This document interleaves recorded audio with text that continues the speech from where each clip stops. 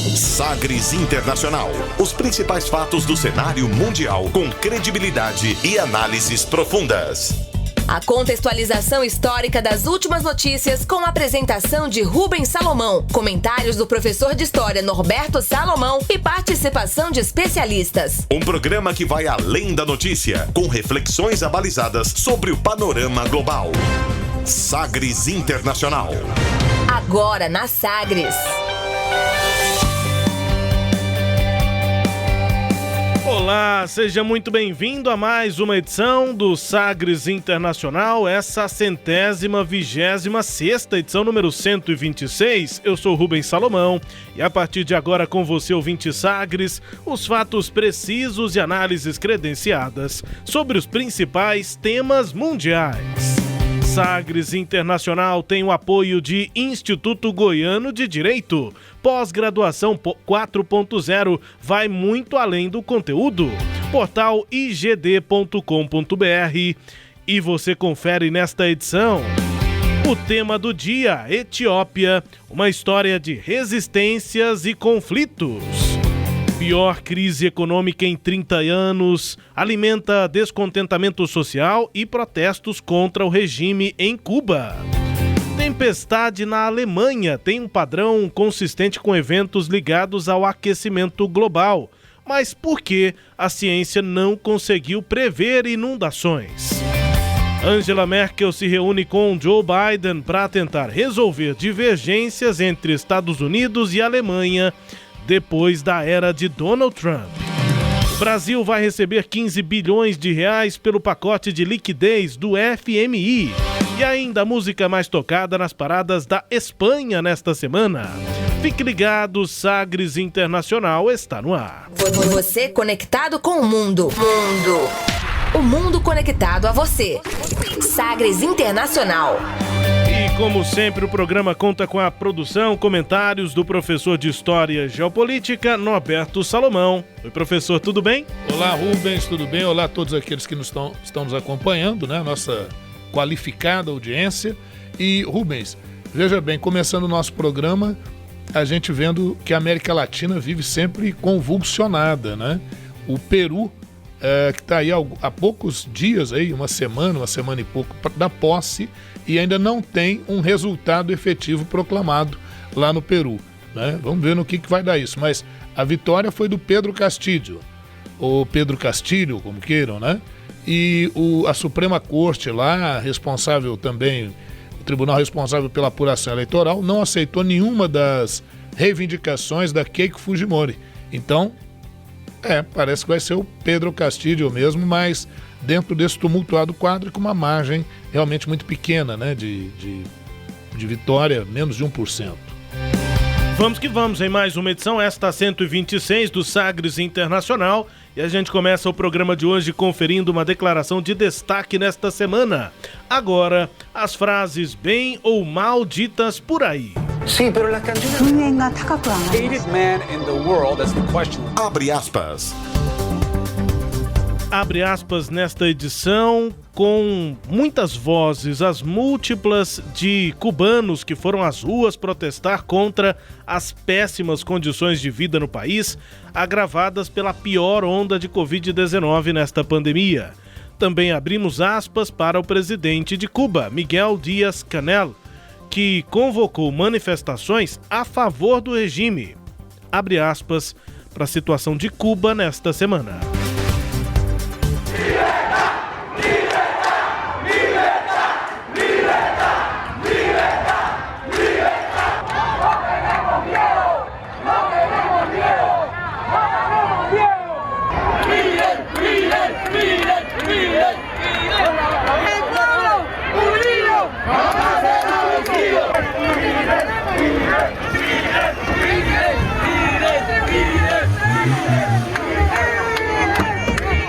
Vamos a admitir que ningún contrarrevolucionario, mercenario, vendido al gobierno de los Estados Unidos, vendido al imperio, recibiendo dinero de las agencias, dejándose llevar por todas estas estrategias de subversión ideológica, vayan a provocar desestabilización en nuestro pueblo. Y habrá una respuesta revolucionaria.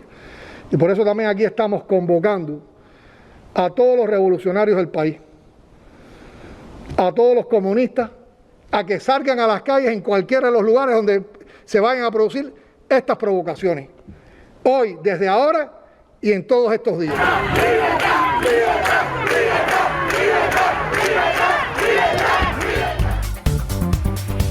Abre aspas, portanto, para a situação do Chile, para traduzir aqui o que disse o presidente Miguel Díaz-Canel.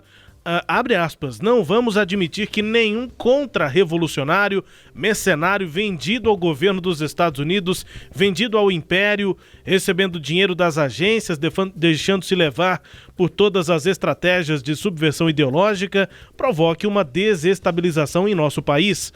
Haverá uma resposta revolucionária.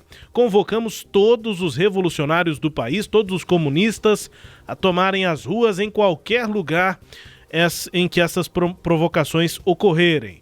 Hoje, a partir de agora e em todos os dias seguintes, fecha aspas, para esse trecho aí que nós ouvimos de um discurso do presidente de Cuba, Miguel Díaz-Canel. E antes e depois, várias manifestações, os protestos nas ruas, houve inclusive confrontos por conta também dessa chamada aí, né, do presidente para que pessoas que pensam diferente desses manifestantes também fossem às ruas. Acabou havendo confrontos, mas em alguns desses gritos a gente ouve os brados aí por liberdade, até evocando a figura de Fidel Castro, né? Fidel, pessoal se manifestando em Cuba. E lá no país, a pandemia da Covid-19 é só o mais recente evento em uma série de motivos para essa prolongada crise econômica da ilha. Fracassadas políticas do governo e também um enfrentamento aberto do país de Cuba com os Estados Unidos. Começou com uma reestruturação da agricultura, foi se intensificando com a redução da demanda por médicos cubanos em países aliados, um corte na ajuda venezuelana e novas restrições financeiras e migratórias por parte de Washington, dos Estados Unidos. Resultado é a pior crise do país caribenho em quase 30 anos, muita gente reclamando da fome, de ausência de elementos básicos como medicamentos, alimentos, enfim, lá em Cuba nesses últimos dias, professor. É isso, né, Rubens? Esse abre aspas, é lógico que a gente tem que fazer assim, um breve histórico. A gente já fez um ou talvez até mais de um programa sobre o tema Cuba. Mas eu gostaria de colocar assim, alguma pimentinha aí nesse negócio. Veja bem, a Revolução Cubana foi vitoriosa lá em 1º de janeiro de 59, com Fidel Castro, Ernesto Che Guevara, que é argentino, mas se integrou lá ao movimento 26 de julho, né? 26 de julho porque lembra quando o Fidel, em 53, ainda tentou invadir o quartel de Moncada, mas foi mal sucedido, foi preso. Depois de 2 anos, ele e o irmão foram liberados, foram para o México, acabaram conhecendo o Che Guevara, se integraram, voltaram para Cuba e a partir de Sierra Maestra realizaram todo um processo de guerrilha e derrubaram o governo de Fulgêncio Batista lá em Cuba. Bom, depois disso, quais outros momentos marcantes que envolveram Cuba e poderiam envolver inclusive o mundo numa grande guerra, né? Que foi a questão da crise dos mísseis em 62, até um filme que é do ano 2000, que se chama 13 Dias que Abalaram o Mundo. Eu até recomendo, um filme bem interessante e não é tão velho, né? Tá só com 21 anos, é lá do ano 2000. O tempo passa. Aí, Rubens, olha o que acontece, Rubens e todos aqueles que nos ouvem aí, entre abril e outubro de 1980, nós tivemos o êxodo de Mariel. Lá em Cuba tem o Porto de Mariel, inclusive envolveu o Brasil agora recentemente no governo Dilma, né, que fez uma reestruturação do Porto de Mariel com dinheiro do BNDES e com a empresa Odebrecht, o que gerou uma série de críticas, inclusive ao governo da Dilma, dizendo que a questão era mais ideológica do que propriamente econômica, um pacto das esquerdas na América Latina, no que tem uma certa razão também. Mas esse êxodo de Mariel, viu, Rubens, o que aconteceu? Um sujeito de caminhão lá em Cuba, lá em Havana, ele avançou para a embaixada do Peru, porque ele queria pedir asilo no Peru, né? E foi para a embaixada do Peru que está lá. E soldados atiraram nele. Um soldado se colocou à frente do caminhão, ele passou por cima do soldado, arrebentou o portão da embaixada e entrou na embaixada do Peru. Que coisa. Pois bem. O que aconteceu? O governo cubano, Fidel, exigiu que o embaixador peruano entregasse o sujeito porque ele tinha matado um soldado. Então ele saía da condição de exilado para a condição de um criminoso, de um assassino refugiado ali. A embaixada peruana falou, não vamos entregar. E aí o Fidel resolveu tomar a embaixada peruana de assalto, que geraria um problema diplomático violento. Aí olha o que acontece, Rubens, 10 mil pessoas invadem a embaixada peruana, cubanos, pedindo asilo da embaixada peruana, o que frustrou o plano do Fidel. Aí o que o Fidel resolveu fazer? Falou, então vamos fazer o seguinte, quem quiser ir embora de Cuba pode ir, vou deixar aí. Só que aí ele liberou presos, elementos perigosos, não só presos políticos, marginais mesmo, e até doentes mentais. Então 125 mil pessoas simplesmente foram parar em Miami do dia para a noite. Isso gerou um problema sério em Miami. Tem uma série muito antiga de TV chamada Miami Vice, que trabalha essa coisa das máfias que surgiram em Miami, a partir de imigrantes cubanos, né? A região de Little Havana, que existe em Miami, inchou, simplesmente inflou.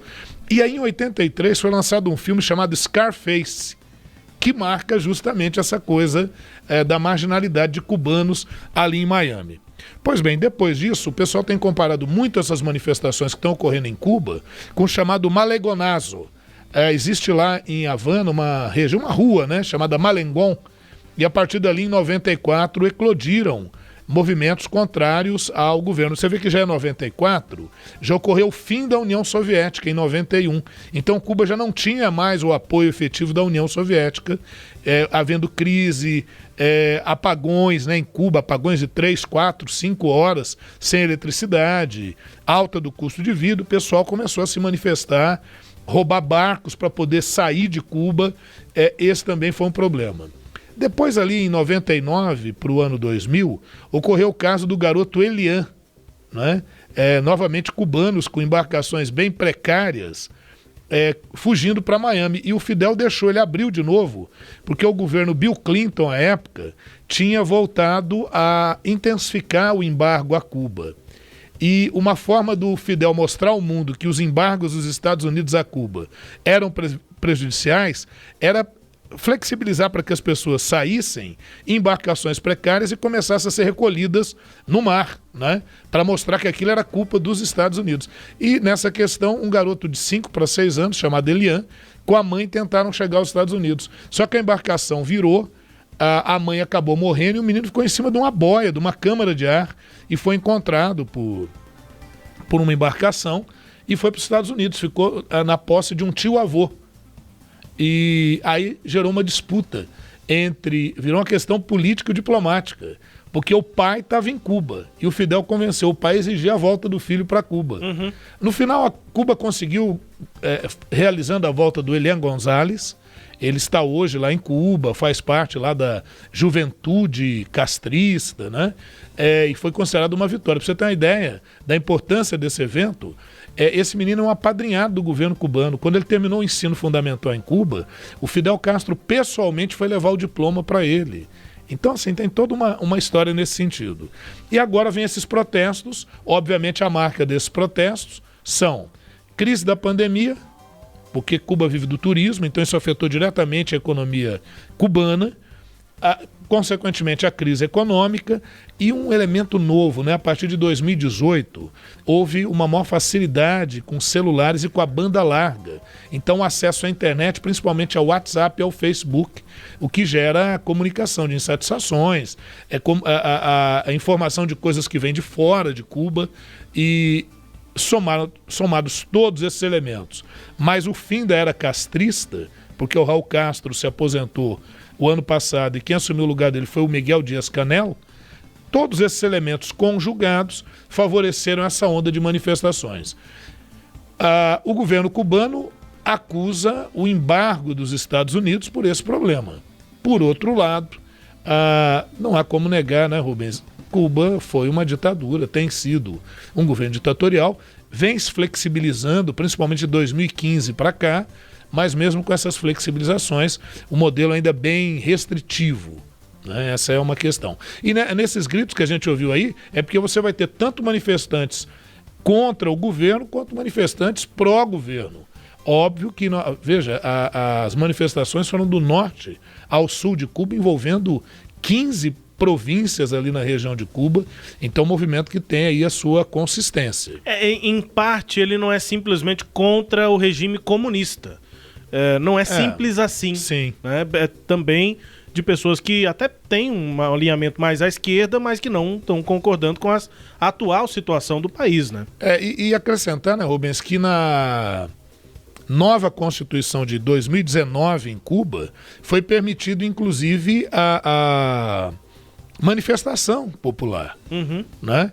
Então, essas pessoas não chegaram quebrando, elas foram se manifestar, o governo ficou temeroso com tudo aquilo, mandou a polícia, teve uma youtuber, né? Acho que é Dina Star, ela foi presa enquanto ela fazia uma live, falando o que estava acontecendo ali em Cuba, né? Gostaria de destacar também 2 movimentos, né? O movimento San Isidro, que é um movimento que se intensificou de 2018 para cá, de artistas, principalmente com a prisão do Denis Solis, um rapper cubano, né, que fazia músicas criticando o modelo, o sistema. Inclusive, eles acabaram satirizando, né, o lema do Fidel, que é Pátria ou Muerte, para pátria e vida, né? Que é um dos termos lá. E um outro movimento interessante, que é de 2003, que se chama Damas Brancas. Essas damas brancas são mulheres, esposas e mães de presos políticos em Cuba que desde 2003 se manifestam exigindo a abertura, a libertação ou informação de presos que simplesmente você perde comunicação com eles. O caminho é por mudanças, reformas em Cuba, professor, ou não necessariamente? Eu vejo que o caminho é por mudanças em Cuba, porque agora tem que ver o ritmo dessas mudanças, ou a gente pode ter um recrudescimento de um governo mais duro, né? O México, alguns grupos aí de esquerda na América Latina lançaram um manifesto dizendo que o imperialismo norte-americano não pode intervir em Cuba. Então, há um temor de uma intervenção dos Estados Unidos em Cuba. Não vejo muito interesse de uma intervenção direta dos Estados Unidos em Cuba nesse momento. Não seria uma boa para o governo, até porque o próprio modelo cubano parece que ele vai se dissolvendo por si só, né? Então parece ser irreversível, que você vai ter que convocar eleições, que você vai ter que, de fato, a Constituição de 2019 já abria para isso, mas de fato abrir para vários partidos, para que você tenha uma participação partidária efetiva. E muito provavelmente o Miguel Dias-Canel, mais dia, menos dia, né? Sim. Vai ter que convocar algum tipo de eleição, algum tipo de plebiscito, enfim. Agora, é uma situação muito complicada, porque Cuba dependia da União Soviética, que quebrou. Depois se alinhou à Venezuela, mas a Venezuela com os embargos também, e com a sua política atabalhoada também em crise, não consegue ajudar Cuba. E a China, que não precisa respeitar bloqueio nenhum, também não quer entrar nessa confusão. E por quê? Porque a China tem a questão de Hong Kong e Taiwan. Então a China está mais ou menos assim, olha, eu não interfiro aí, mas os Estados Unidos também não interfiram aqui nas minhas questões. Então Cuba não vive uma das melhores situações, não. Só para a gente acrescentar, né, Rubens, as relações do Brasil com Cuba, né? As recentes relações do Brasil com Cuba datam de 62 para cá, as recentes relações. Porque em 62, quem estava no governo no Brasil era o João Goulart, que tinha um pensamento mais de centro-esquerda, populista, de centro-esquerda, nacionalista.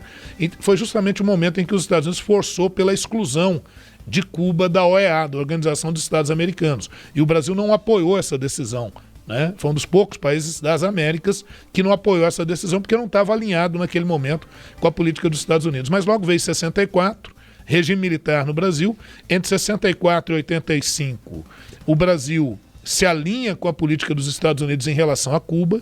Em 85, fim do regime militar no Brasil, a chamada Nova República no Brasil, e o Brasil volta a ter relações mais próximas com Cuba, sendo que o grande momento foi no governo Lula e no governo Dilma, com o grande questionamento aí dos investimentos brasileiros em Cuba via BNDES, a destacar a implementação da infraestrutura do Porto de Mariel, lá em Cuba.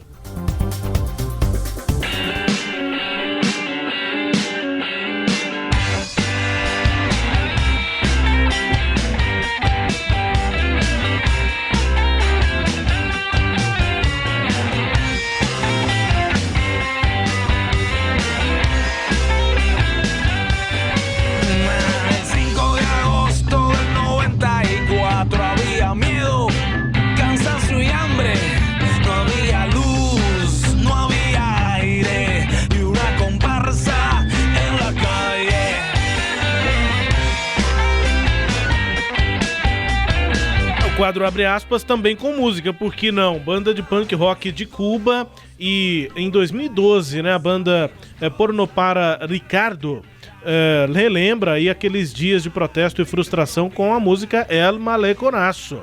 O professor citou aqui esse movimento nessas manifestações, e essa banda aí na música, inclusive, que tem esse nome, El Maleconazo, o vídeo aí que começa com uma chamada para mais maleconaços, ou seja, a banda tentando incentivar manifestações por conta da situação ruim de vida em Cuba, professor. Isso aí já em 2012, né? O Pornô para Ricardo aí, né? O nome bem provocativo, né? Eu acho interessante você tentar fazer punk rock em espanhol. Parece que não casa não direito. Casa muito bem, mas enfim, né? Essa banda faz essa música, relembra esses eventos que ocorreram lá no Maleconazo. Você viu que ele fala, não tinha luz, não tinha água, não tinha nada, e foi muito em função disso, né? Um momento um pouco diferente, mas é aí um registro que vale a pena ser feito.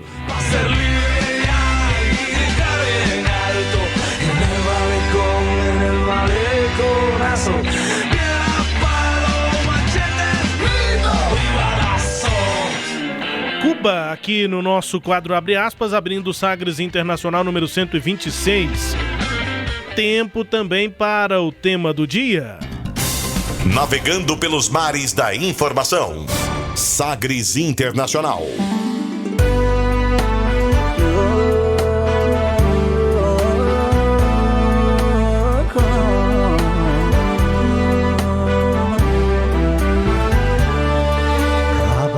Qabna yoomnu dhibee karaan irra deemnu sila numa deemna maaliif galmaan geenyu karaan nu qabee moo garaa dhala maaf gahuu dadhabne duunee gumaa dhabne lammi koo amma hoogame oroonu tammaate. Sono particolarmente vicino alla popolazione della regione del Tigray in Etiopia, colpita da una grave crisi umanitaria che espone i più poveri alla carestia.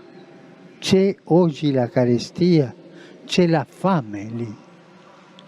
Preghiamo insieme affinché cessino immediatamente le violenze, sia garantita a tutti l'assistenza alimentare e sanitaria. Akka waan lollee lolchiisu tasumaan dandeenye. Começando o tema do dia nesta edição 126, ouvindo aí música da Etiópia, daqui a pouco a gente explica, e também o Papa Francisco citando a situação da região de Tigray, na Etiópia, né? Abre aspas por Papa. Isso aconteceu no mês passado, em junho. São próximos da população da região de Tigray, na Etiópia, que é atingida por uma crise humanitária que expõe os mais pobres. Há hoje fome para as famílias. Vamos orar juntos para que acabe imediatamente a violência e seja garantida toda a assistência alimentar e sanitária. Fecha aspas. Isso foi depois da oração do Ângelus, no dia 13 de junho. Papa Francisco que rezou então pela grave crise humanitária que expõe os mais pobres à fome na região de Tigray, na Etiópia. E a Etiópia é o nosso tema do dia. O conflito armado por lá começou em novembro do ano passado, quando o governo etíope lançou uma ofensiva militar contra a FLPT, a Frente da Libertação do Povo Tigray, uma organização paramilitar, e o partido político que também é considerada terrorista por organizações internacionais. E essa música que a gente ouve aqui ao fundo, abrindo o nosso tema, é Hachalu Hundessa, um cantor etíope, compositor e ativista dos direitos civis. Hundessa desempenhou um papel significativo nos protestos Oromo de 2015 e 2016, que levaram Abiy Ahmed a assumir o comando do Partido Democrático Oromo e da Frente Democrática Revolucionária do Povo Etíope, se tornando posteriormente primeiro-ministro da Etiópia em 2018. E o cantor, o Hachalu Hundessa, foi baleado na noite do dia 29 de junho de 2020, no ano passado, na área dos condomínios Guelan, em Addis Abeba. A morte de Hundessa gerou protestos em toda a região de Oromia, e levando à morte de aproximadamente 160 pessoas nas manifestações nessa região lá na Etiópia. Com a música então do Hachalu Hundessa, a gente abre aqui o programa ouvindo também palavras aí pedindo orações do Papa Francisco, professor. É isso mesmo, né? A questão da Etiópia é uma questão complexa, a gente já trabalhou isso em uma das nossas edições, que eu convido até aqueles que nos acompanham a verem, que é a edição 96. E da minha parte com músicas mais tradicionais da Etiópia, sim, né? Nessa nem tanto. Acho que até começamos com o hino da Etiópia, se eu não me engano, uma coisa assim, naquela edição. E hoje a gente vai acrescentando mais algumas coisas. Por quê? Por que a gente está voltando à Etiópia? Porque o partido, né, do Abiy Ahmed Ali, que ganhou o Prêmio Nobel da Paz em 2019, concorrendo com 301 entre pessoas e instituições, entre elas o nosso querido Raoni, aqui o cacique Raoni, né? Que era e aí ele acabou vencendo porque conseguiu um acordo com a Eritreia. A Eritreia já pertenceu a Etiópia, já foi domínio da Etiópia e só se libertou disso em 1993, mas seguiu-se ali uma guerra por regiões de fronteira, né? E essa guerra só terminou efetivamente em 2018 com movimento sob a liderança de alguém do Sul, que é o Abiy Ahmed Ali, que agora foi primeiro-ministro e agora parece que continuará como primeiro-ministro. Para quem está se perguntando, peraí, mas a Etiópia é uma república? Desde 1993 para cá, a Etiópia é uma república parlamentarista federalista. Então está dividido em 9 áreas dessa federação, são mais de 80 etnias, mas você tem etnias mais famosas, como a etnia Tigrei, como a etnia Oromo, né? Você tem etnias que têm maior peso ali, né? E o Tigrei fica no norte da Etiópia e o nosso amigo aí, o Abiy Ahmed, ele é do sul, ele é filho de um muçulmano com uma cristã. Pois é, lá na África, a religião que predomina nessas áreas não é muçulmana. No caso da Etiópia, não. No caso da Etiópia, é uma tradicional igreja cristã ortodoxa etíope, né? Mas você tem um percentual menor, sim, de muçulmanos. Outra curiosidade importante da Etiópia, né? Toda vez que a gente estuda sobre a África, fala sobre a África, a gente sabe que a África sofreu com um processo de neocolonialismo, domínio colonial europeu no século XIX, aquela famosa Conferência de Berlim que geometrizou as fronteiras de regiões da África sem respeitar etnias, nada disso. Mas no caso da Etiópia, veja você, a Etiópia é uma exceção. Aliás, tem 2 exceções lá na África que não foram dominadas pelos europeus, por esse neocolonialismo, que foi a Libéria, que é um país bem específico, que merecerá num outro momento o nosso estudo e análise aqui, e nós temos a Etiópia, né? A Libéria está lá na costa ocidental, no Atlântico, e a Etiópia não, a Etiópia está na costa quase que do Índico, na verdade a costa é do Mar Vermelho, do outro lado está a Península Arábica, perfeito? Então a Etiópia, que tem um histórico assim complexo de resistências, ela conseguiu resistir no século XIX a um domínio inglês e a um domínio italiano, tanto a Inglaterra quanto a Itália tentaram dominar a Etiópia sem êxito, né? O Meleque II, que era o imperador lá, conseguiu deter esse avanço, e aí já no contexto da Primeira Guerra Mundial, de 1916 até 1900, olha que longevo, né? Até 1974, quem esteve à frente do poder ali foi o Haile Selassie, o Haile Selassie, né? O Haile Selassie que é o grande inspirador do movimento rastafariano. Muitos vão ver no Haile Selassie, que tinha boa oratória, tem discursos que ficaram famosos no século XX, como uma espécie de messias negro. Então isso fortaleceu muito o panafricanismo. Tanto, viu, Rubens? Olha que curiosidade. Você aí, aqueles que nos acompanham, né? Os nossos espectadores. Na década de 30, em 35, o fascismo, ou fascismo, como alguns gostam de colocar, do Benito Mussolini, resolve invadir a Etiópia para tentar quase que recuperar a imagem que foi abalada quando os italianos foram derrotados em 1896 na Batalha de Adua. né, em que eles foram derrotados pelos etíopes, 1896. E agora, em 1935, a Itália avança sobre a Etiópia, consegue até dominar a região. O Haile Selassie é obrigado a fugir em exílio, e de 35 a 41 o domínio foi italiano, fascista, com apoio da Alemanha nazista e tal. Mas aí, com o apoio do Reino Unido, os etíopes conseguiram expulsar as tropas fascistas em 41, e o Haile Selassie voltou ao poder. Tenta fazer algumas reformas, vai permanecer no poder, até que em 1974, naquele contexto da Guerra Fria, militares marxistas, com apoio da União Soviética, destituem o Haile Selassie. Depois dizem que ele teve que fazer uma operação na próstata e morreu. Mas o corpo dele ficou lá no palácio por muitos anos, né? Então a família não teve acesso e tal, e acusam esse regime militar que se instalou em 75 na Etiópia de ter matado o Haile Selassie. Aí de 75 a 91 o domínio foi desse regime militar. Mas em 91 o que ocorre? Fim da União Soviética. Já em 89, o governante da União Soviética, o Mikhail Gorbachev, iniciou aquela política da perestroika e da glasnost. E nesse processo de abertura já começava a abalar os alicerces dessa ditadura na Etiópia. Lembrar que durante todo esse período a Eritreia, que está ao norte da Etiópia, era domínio da Etiópia. Então, concomitantemente, você vai ter movimentos de resistência da Eritreia contra o domínio etíope.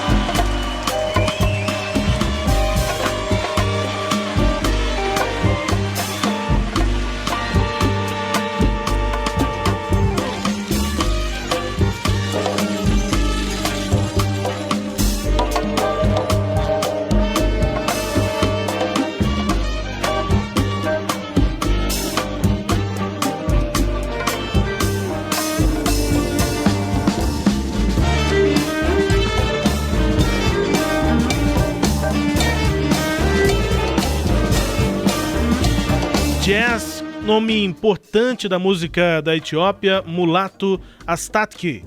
Essa é uma música do álbum Timeless, música Yeker Mosel, e um fenômeno na Etiópia entre os anos 1969 e 75. É um gênero que absorvia a influência do soul, do jazz norte-americano, mas claro, com um cruzamento ali com a complexa escala musical etíope tradicional, e resultava nesse som aí. É jazz e mais conhecido, inclusive muito celebrado, inclusive no cenário do jazz internacional, o Ethio Jazz. Essa produção não reverberou muito fora do país naquele momento, entre 69 até 75, e quase ficou esquecida, quase que não se tinha registros mais do Ethio Jazz.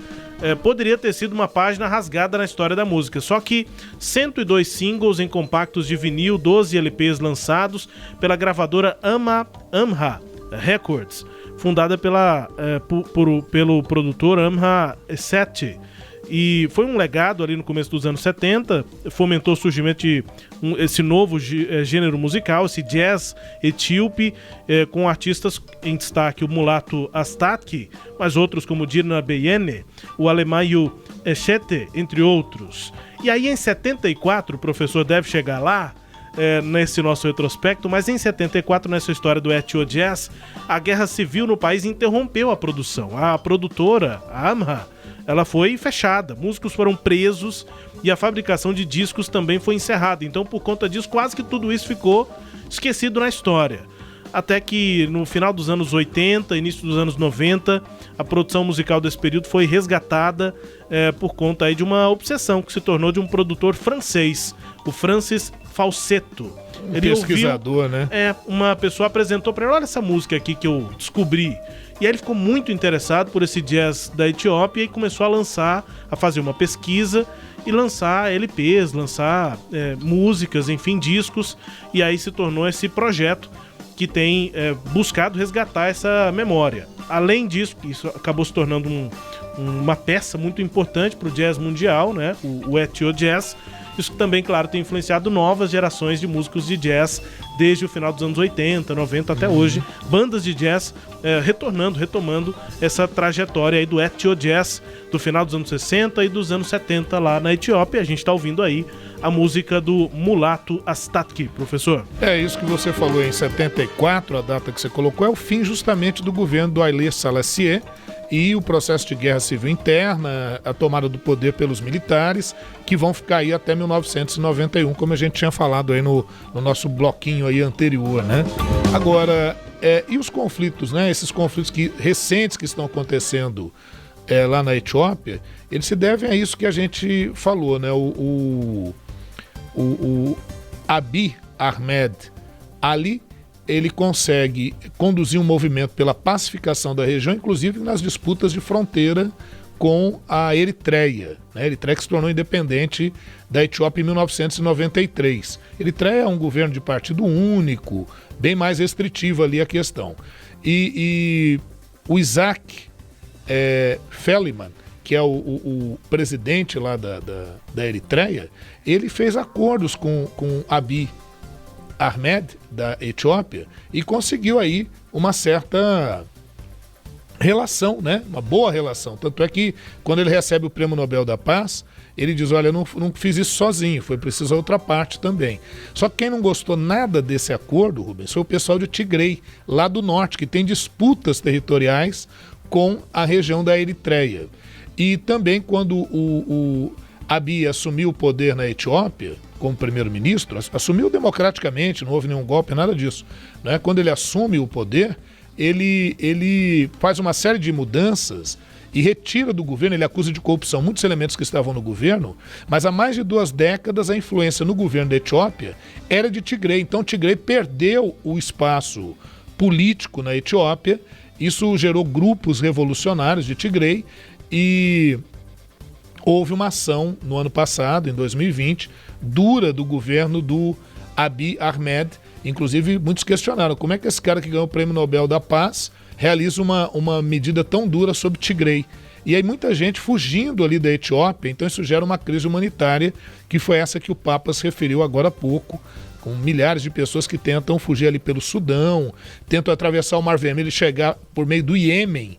E o Iêmen vive um quadro de guerra civil, e você tem mercenários também nessa região. Então, o refugiado etíope, quando ele não morre, ele é torturado, ele é sequestrado, exige-se resgate da família. Então é um quadro muito complicado. Fora os quadros de fome que assolam esses países que a gente chama de chifre da África, que está justamente nessa posição, que são a Etiópia, o Djibouti, a Eritreia, né? A Somália, são essas regiões.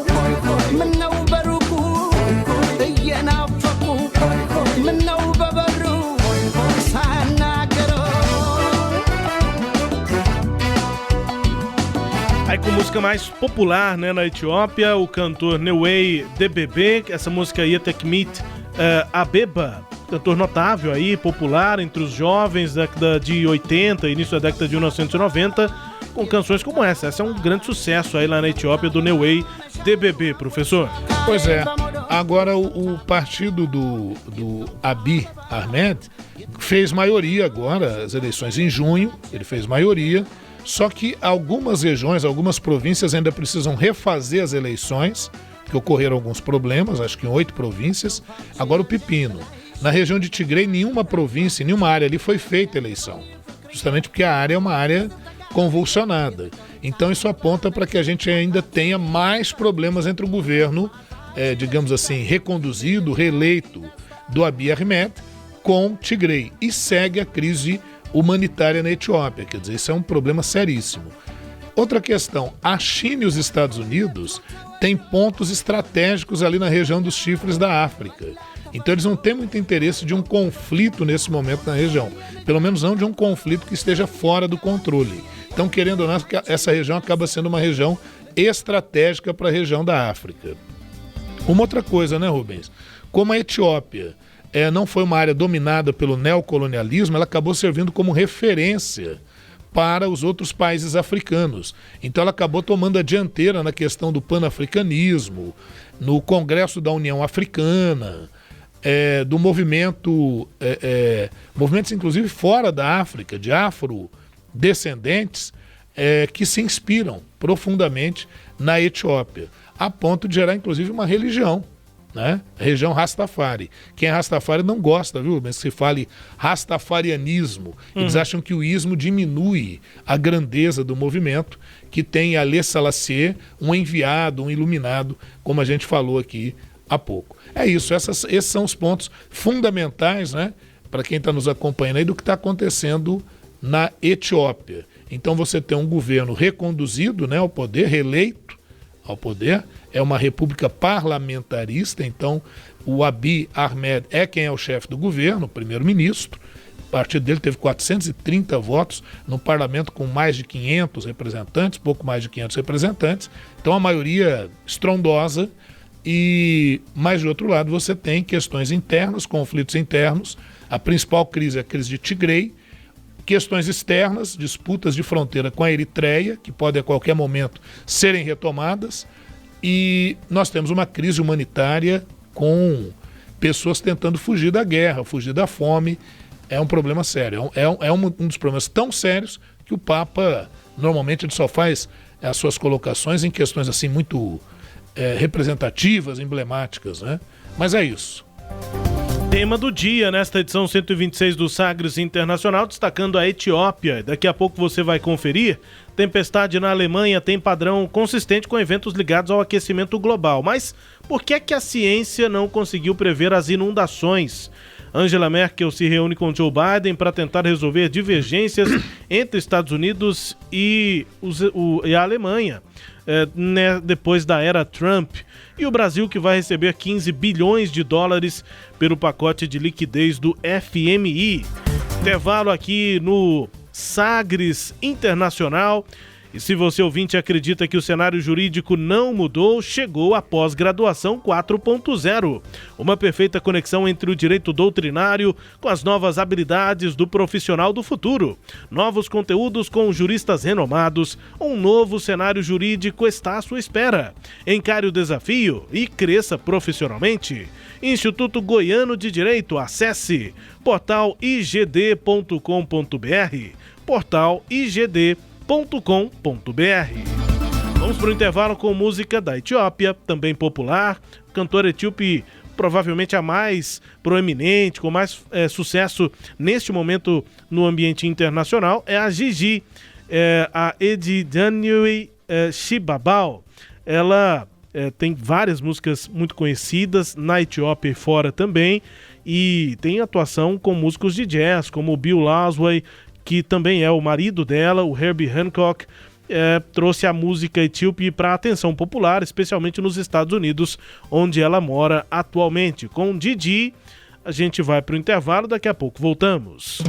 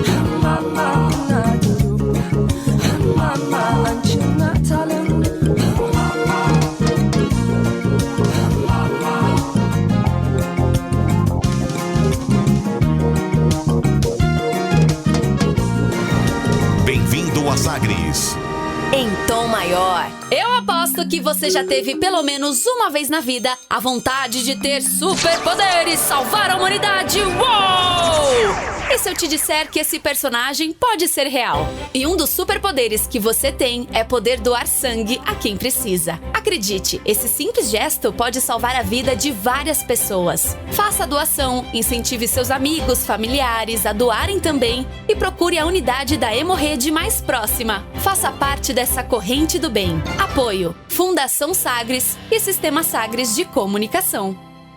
Vamos à escalação da Sagres para o combate à Covid. Na defesa, Máscara sempre protegendo o gol. No meio-campo, álcool e gel montando as jogadas. A dupla de lateral, água e sabão para auxiliar na lavagem das mãos. No ataque, a vacina. Será uma grande partida. E se você já está na idade permitida, é só procurar o posto mais próximo e entrar neste jogo. O Sistema Sagres apoia a vacinação. Entretenimento, Jornalismo, prestação de serviços, Rádio Sagres, em tom maior.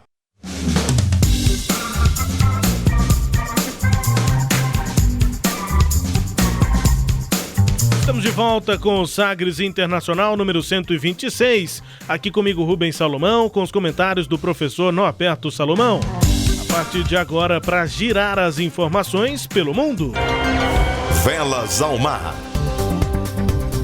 A tempestade que matou mais de 100 pessoas na Alemanha e afetou outros países na Europa Central tem características consistentes com os eventos climáticos graves que os cientistas do clima associam ao aquecimento global. Pelo menos 5 pontos aí marcam, né, o que aconteceu na Alemanha e como os cientistas apontam padrões que permitem associar esse evento ao quadro de emergência climática global. A meteorologia explica essas chuvas intensas. O cientista Sean Harrigan, pesquisador do Centro Europeu de Previsões Meteorológicas de Médio Prazo, explica que basicamente o que houve na região foi a passagem de uma tempestade lenta com origem no norte da Europa e que se estendeu por terra pelo oeste da Alemanha. Meteorologista Marcelo Henrique Celucci, do Centro Nacional de Monitoramento e Alertas de Desastres Naturais, explica que essa tempestade lenta teve origem em um sistema de baixa pressão muito intenso. Os sistemas de baixa pressão são eventos causados pela elevação do ar quente que transporta muita umidade e pode levar a chuvas intensas. E, portanto, os cientistas têm definido, professor, que essa tragédia que aconteceu na Alemanha tem sim relação com o aquecimento global. Pois é, e aí não está sendo só na Alemanha, né? Em outras áreas da Europa, no Canadá, onda de calor, né? A gente viu, inclusive, essa semana, em algumas áreas, muitos animais marinhos mortos em regiões do Canadá. Nos Estados Unidos também fortes chuvas. Em Utah, né, nessas regiões. Então é uma coisa que está global. Então será que está ligado ao aquecimento global, a todos aqueles avisos que têm sido dados? Nós vamos ter agora a conferência do clima lá na Inglaterra. Eles vão discutir também sobre isso. Agora, interessante é que os cientistas estão questionando assim, né? Por que a gente não conseguiu prever uma coisa com essa intensidade?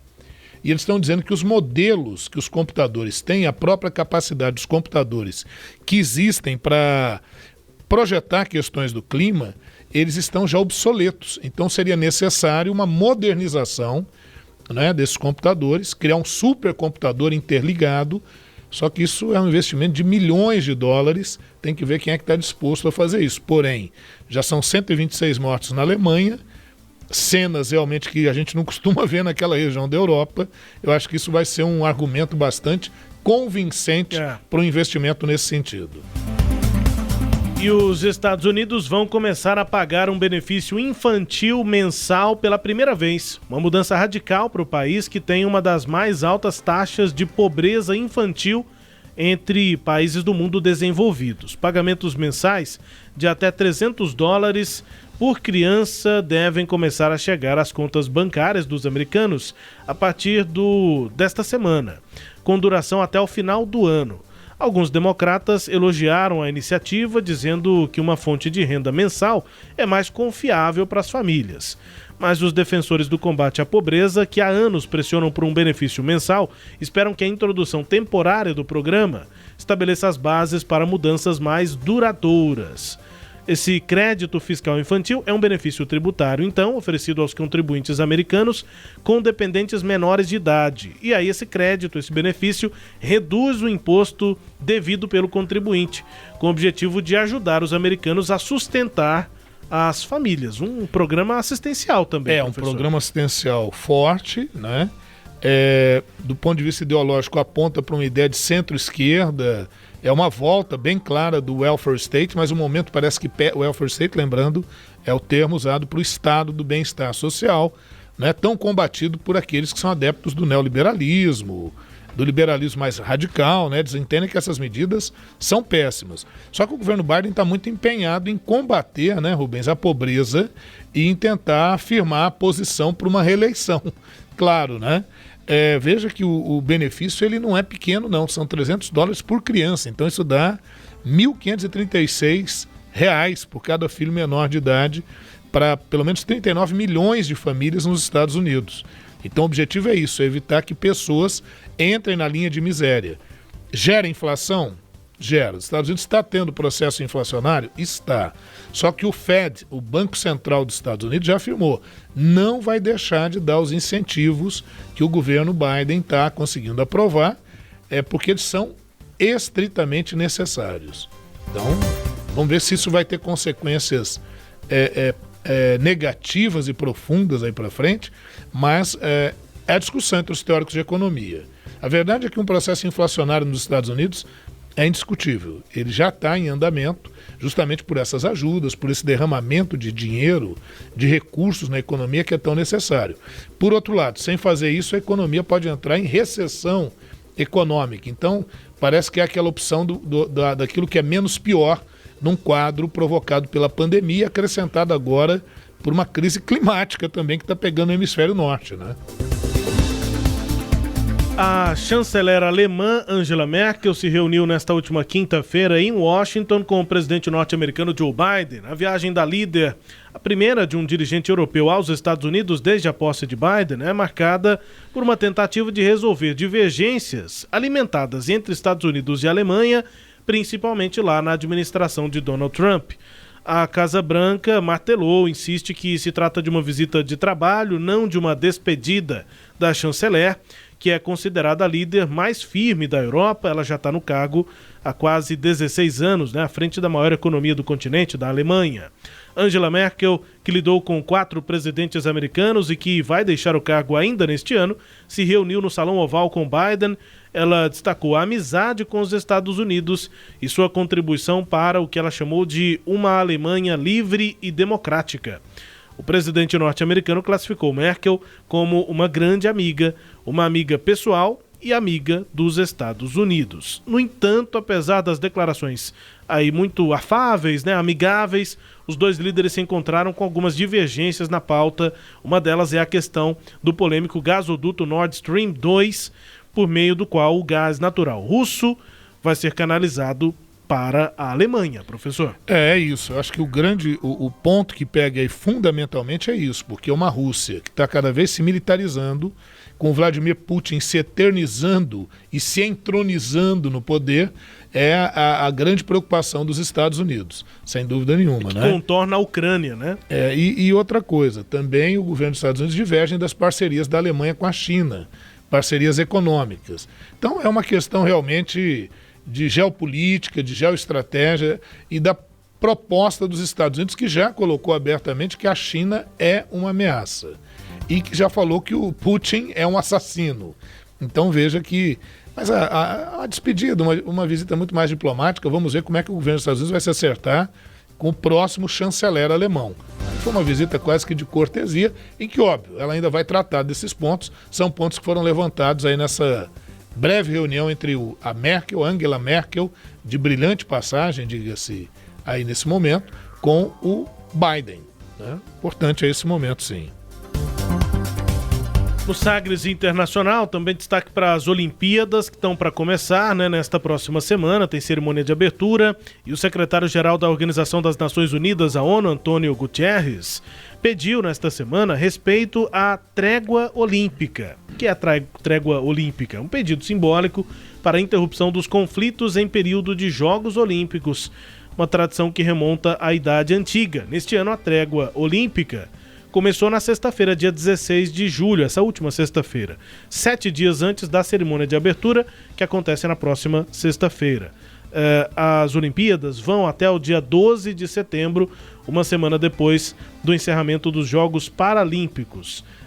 As Olimpíadas terminam antes. O período da trégua vai até o dia 12 de setembro, uma semana depois do encerramento dos Jogos Paralímpicos. As Olimpíadas duram em torno de um mês, pouco mais que isso, depois começam os Jogos Paralímpicos e aí uma semana depois disso é que termina essa tradicional trégua olímpica. O dirigente da ONU, Antônio Guterres, né, secretário-geral, pedindo respeito a esse período, professor. É isso, né, Rubens? Na Grécia Antiga é interessante, os Jogos Olímpicos, né, envolvendo, em homenagem aos deuses do Olimpo, por isso Olimpíadas. Quando havia as Olimpíadas, a cada 4 anos, mesmo que as cidades-estado, as polis gregas estivessem em guerra, durante as Olimpíadas a guerra cessava, é a trégua olímpica. Isso foi resgatado pelo COI, pelo Comitê Olímpico Internacional, em 1990. De maneira simbólica e tal, buscou-se resgatar essa ideia e o Guterres, muito bem, lembra esse processo, importante para tentar, pelo menos, amenizar nesse período, muito mais para as populações locais onde estão ocorrendo conflitos. Nem todo mundo vai levar isso a sério, mas está o Guterres no seu papel de fazer esse chamamento. O Ernesto nos convidou. Brasil Internacional. Notícias aqui do Brasil. O G20 pediu para o Fundo Monetário Internacional implementar até o final do próximo mês de agosto a liberação de liquidez de 650 bilhões de dólares aos países membros do fundo, do FMI, para ajudar as nações mais pobres a acelerar o acesso a vacinas contra a Covid-19.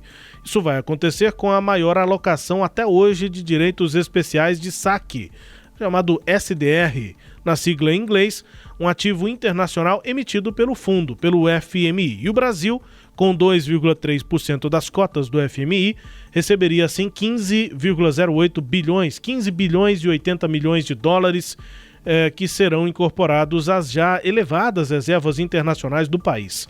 Esse saque é um ativo de reserva internacional gratuito e incondicional dentro dos limites de cotas que cada país tem no fundo, no FMI. Faz parte das reservas de divisas dos países e pode ser vendido ou usado para pagamento a outros bancos centrais. Professor? É isso. O FMI é uma caixinha, né? A ideia, vamos pegar a ideia simples aí de uma caixinha. É assim, ó, cada um entra, sabe aquele consórcio feito em empresas? Sim. Os colegas fazem o consórcio? Família. Em família, né? Então, só que aí é como se fosse um caixa, né? Você tem um depósitozinho, cada um entra, você falou, o Brasil tem 2,3% de participação, mas ele também tem que contribuir com 2,3% das necessidades do FMI. E em momentos de necessidade, você pode recorrer ao FMI ou tomando empréstimos ou pedindo o aval do FMI para tomar dinheiro emprestado. Aí já envolve o Clube de Paris, que é o clube das nações credoras, né, de empréstimos e tal. Você pode recorrer a bancos internacionais ou você pode ter direito, como é nesse caso, no caso de emergência, a uma cota de forma a não ter que pagar juros sobre isso, né? Essa ajuda vem por tudo aquilo que você já depositou. Em momentos de crise você pode pegar uma parte aí dessa caixinha. É o que o Brasil vai pegar e está precisando. Quem tem 30 anos mais é que vai se lembrar da dependência do Brasil ao FMI, né? Isso foi superado no final dos anos 90, início dos anos 2000. Pegou ali, acho que a partir do governo FHC e o governo Lula, houve um certo equilíbrio nessas contas aí. Né? Era um fantasma, por quê? Porque o Brasil, principalmente durante o período do regime militar e antes até no período Juscelino Kubitschek, o Estado brasileiro realizou gastos imensos, muitas vezes teve que recorrer ao FMI, seguidas vezes com empréstimos ou com aval para empréstimos internacionais. E o FMI é o seguinte, como você precisa do aval dele, ele vai dizer, olha, eu te avalizo, ou no caso, se for emprestar o dinheiro, eu te empresto o dinheiro, se você adotar estas e essas medidas. E aí o FMI tem sido acusado, porque o principal acionista nessa caixinha são os Estados Unidos. Então os Estados Unidos é acusado de usar o FMI como instrumento para depreciar economias de países como o Brasil, por exemplo, países terceiro-mundistas, e a partir daí conseguir comprar nossa matéria-prima mais barata, insumos mais baratos, a pretexto de estar impondo restrições econômicas para que haja o pagamento da dívida. Então o FMI sempre realizou esse tipo de pressão. Não é o caso agora, nesse momento. Você lembrou bem, coisa lá do passado, né? Os mais velhos vão se lembrar dessas notícias. Ou quem estudar história econômica, né? Chegando ao fim aqui do Sagres Internacional número 126, com música bem tocada na Espanha. 1, 2, 1, 2, 3.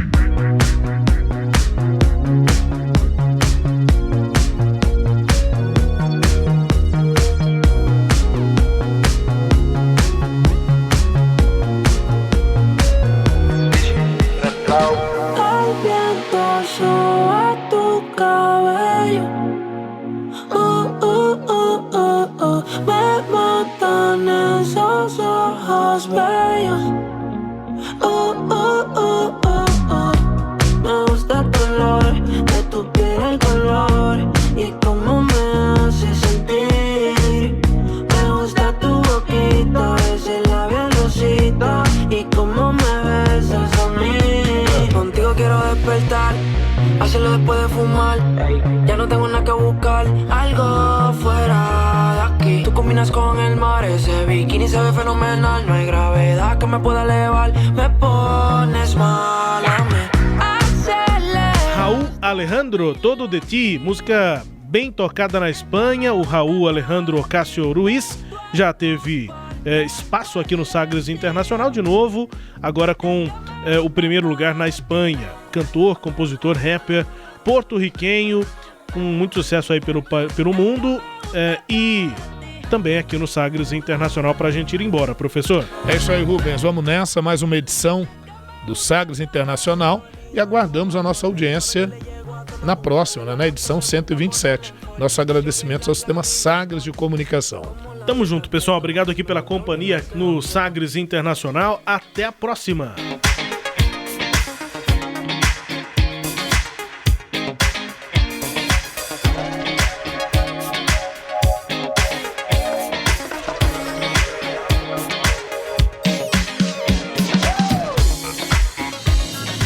Você ouviu Sagres Internacional. Os principais fatos do cenário mundial com credibilidade e análises profundas.